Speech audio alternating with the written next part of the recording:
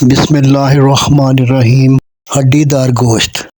حضرت عبداللہ بن عباس رضی اللہ عنہما سے روایت ہے کہ آپ صلی اللہ علیہ وآلہ وسلم شانہ کی ہڈی کا گوشت منہ سے کھینچ رہے تھے، پھر تشریف لے گئے اور بلا وضو نماز پڑھی۔ بخاری۔ حضرت ابو قتادہ رضی اللہ تعالیٰ عنہ نے بیان کیا کہ میں نے نیل گائے کے بازو کی ہڈی رکھی تھی، آپ صلی اللہ علیہ وآلہ وسلم کی خدمت میں پیش کی، آپ نے قبول فرمایا اور ہڈی سے گوشت نوچ کر تناول فرمایا۔ بخاری۔ فائدہ: آپ صلی اللہ علیہ وآلہ وسلم کو جو ہڈی پر لگا گوشت ہو بہت مرغوب تھا، نہایت رغبت سے ہڈی پر سے گوشت کو دانتوں سے نوچ کر تناول فرماتے۔ اکثر تو دانت سے نوچ کر کھاتے، لیکن کبھی چاقو سے کاٹ کر بھی تناول فرماتے تھے۔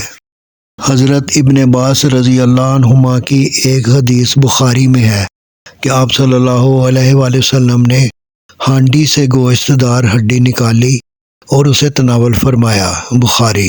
حضرت ام سلمہ رضی اللہ عنہا فرماتی ہیں کہ آپ صلی اللہ علیہ وآلہ وسلم نے شانہ کی گوشت دار ہڈی کو تناول فرمایا اور بلا وضو نماز کے لیے تشریف لے گئے۔ عامر بن یزید رضی اللہ عنہما نے نبی کریم صلی اللہ علیہ وآلہ وسلم کی خدمت اقدس میں مسجد بنی عبد الاشخل میں گوشت دار ہڈی پیش کی۔ آپ صلی اللہ علیہ وآلہ وسلم اس سے گوشت نوچ کر تناول فرمانے لگے، پھر بلا وضو کیے نماز کو تشریف لے گئے۔ فائدہ: ہڈی دار گوشت کھانے میں بھی لذیذ اور نفع بخش ہوتا ہے۔ بھنی ہوئی کلیجی اور دل۔ حضرت ابو رافع رضی اللہ عنہ کہتے ہیں کہ میں نے نبی کریم صلی اللہ علیہ وآلہ وسلم کے لیے کلیجی بھنی، آپ صلی اللہ علیہ وآلہ وسلم نے کھا کر نماز پڑھی اور وضو نہیں فرمایا۔ بخاری، مسلم، نسائی۔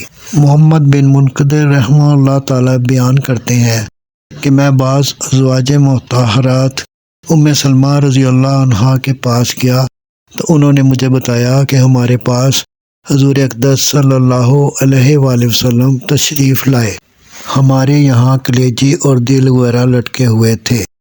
آپ نے فرمایا، اگر یہ کلیجی ہمارے لیے پکا دو تو کتنا اچھا ہو، ہم کھا لیں۔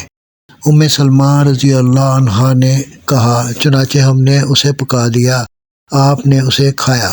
اس ویڈیو کے تمام حوالہ جات شمائل کبریٰ حصہ اول سے لیے گئے ہیں۔